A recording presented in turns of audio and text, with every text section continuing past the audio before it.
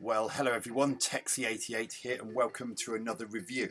And now we're taking a look at Steg for the Sinclair ZX Spectrum, sometimes also known as Steg the Slug.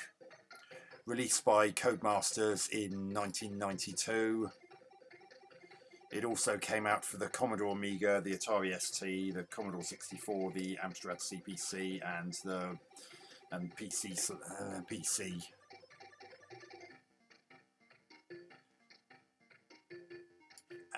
And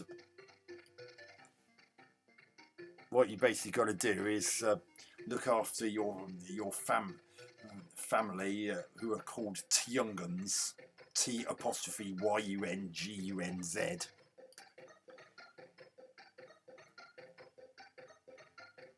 And well, just get the game going. And you get level codes if you go progress, but because we haven't got one, we're just going to start. You must save at least 5 Tyungans. So there's Steg, and you can see he slithers along like so. And what you've got to do is blow bubbles.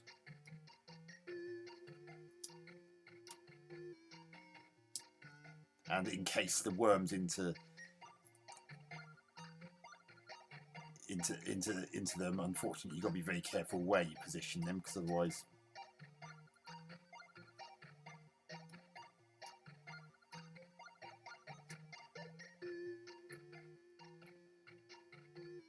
you get stuck on things like that. As you can see, oh god damn it! I've got to try and get them past that gap.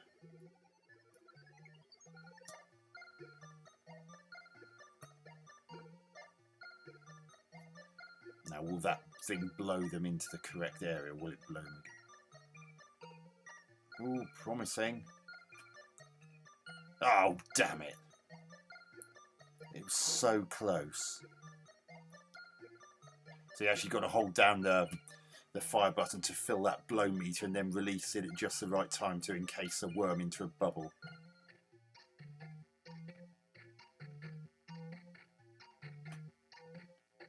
And you can see Steg can, obviously being a slug, can walk on ceilings.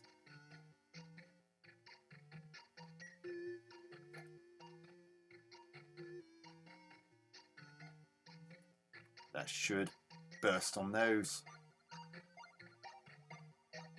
And that's one of them satisfied, and then I've now got to satisfy the other 4. And you see there's a little bit of colour clash at times.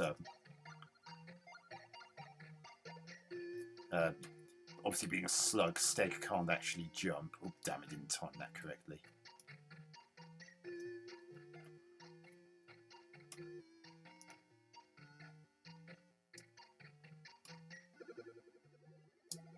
Oh, didn't time that one correctly either. Up you go.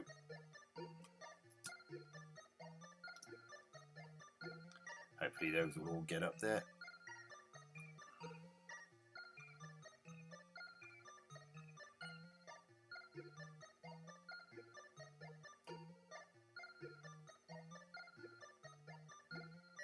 A little bit slow down when the screen gets a bit on the busy side, as we've noticed.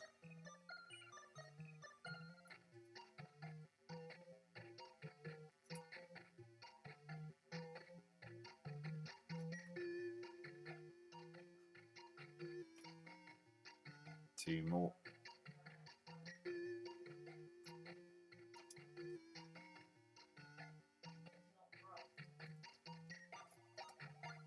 Just blow another bubble. And again. So hopefully that will feed the last 2.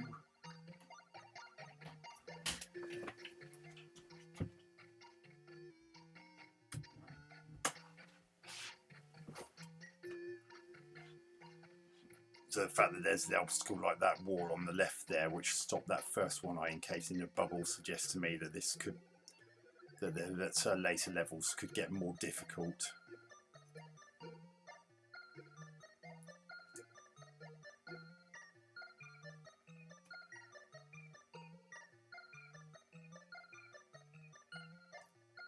God, they don't want much. Oh, what?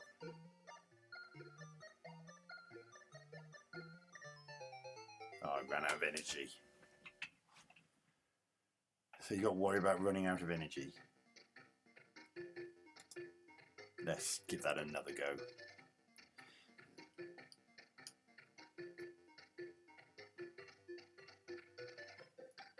Let's see what see what's like with just sound effects rather than music.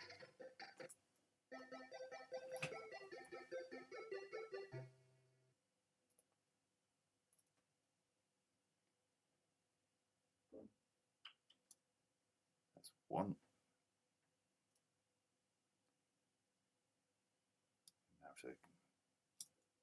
And another, and another,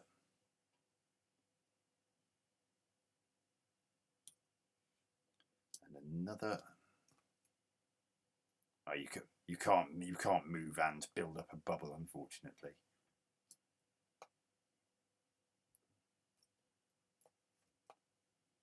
Not sure what this question mark is. I can't seem to do anything with that.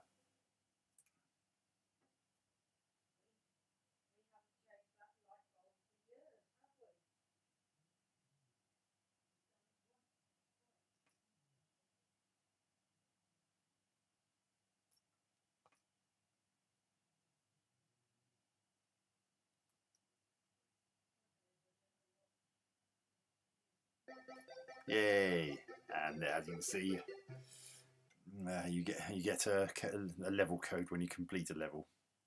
So if I wanted, I could actually key in that code at that screen where I simply pressed enter to get into this one, so I could just ignore that one and get straight to the one I've just reached.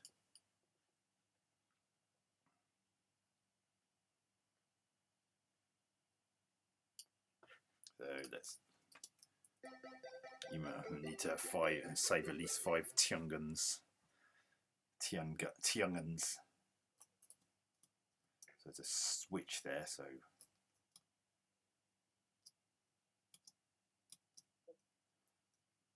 presumably I've got to actually activate that switch somehow.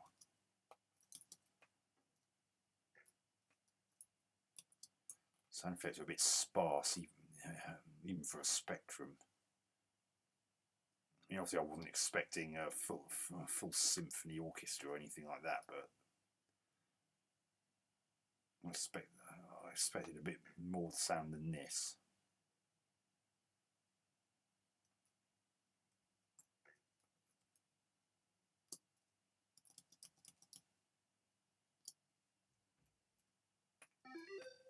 Oh, I see. I pressed down on those. Oh, there's the. Oh, dear! I've eaten a poisoned apple or something. Where are the worms? Oh, I see. Now I know to press down for them. Ah, here we are. Oh, didn't do that in time.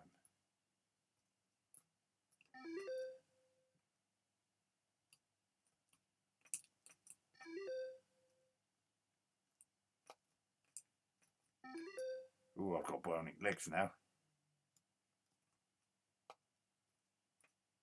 Now I can jump.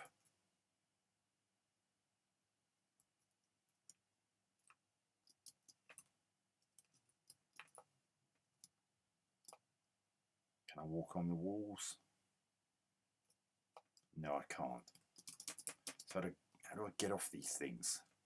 Because it's all very well and good, but I need to be able to get off them as well. Oh, damn it, I died. Energy ran out again.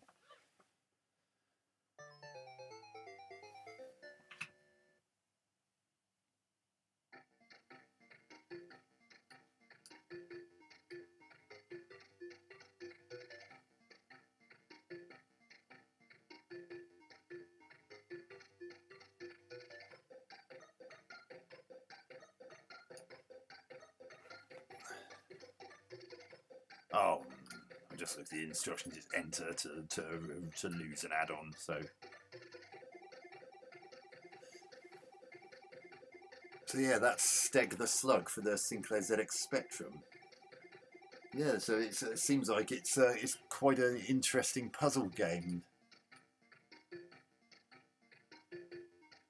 Well, it strikes me as being a platform puzzle game anyway. So because you have to figure out how to get those to use the abilities to either power up Steg to help him get the worms to the Tyungans, while also being aware of obstacles that could potentially cause problems, like spikes bursting bubbles earlier than containing worms earlier than you particularly want it to.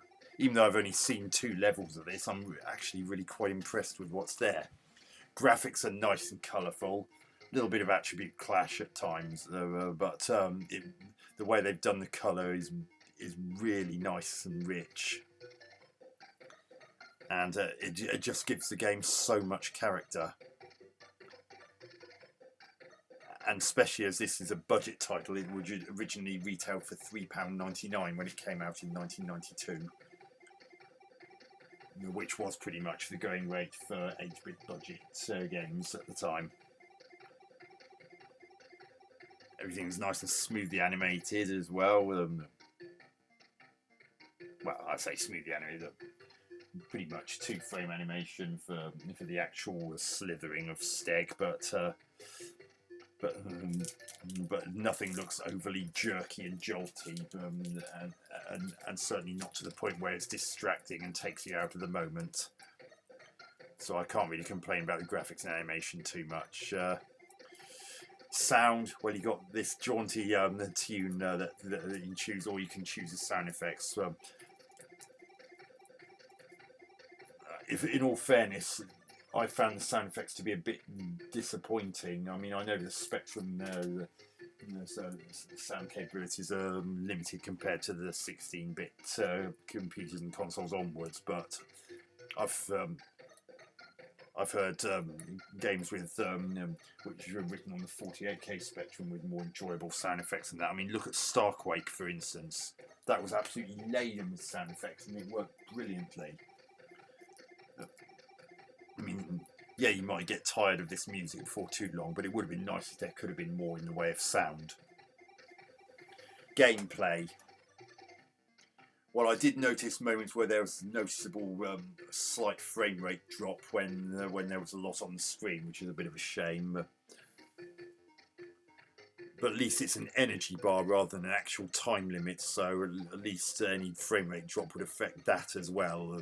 So it's not like, say, the problem you might have in Lemmings, in which the clock keeps strict time regardless of whether or not there's slowdown on the screen in the actual game.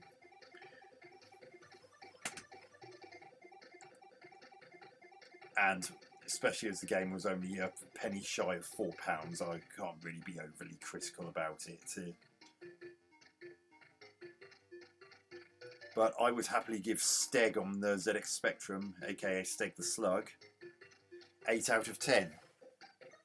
I could see myself wanting to test my my brain in quite an intriguing way with Steg,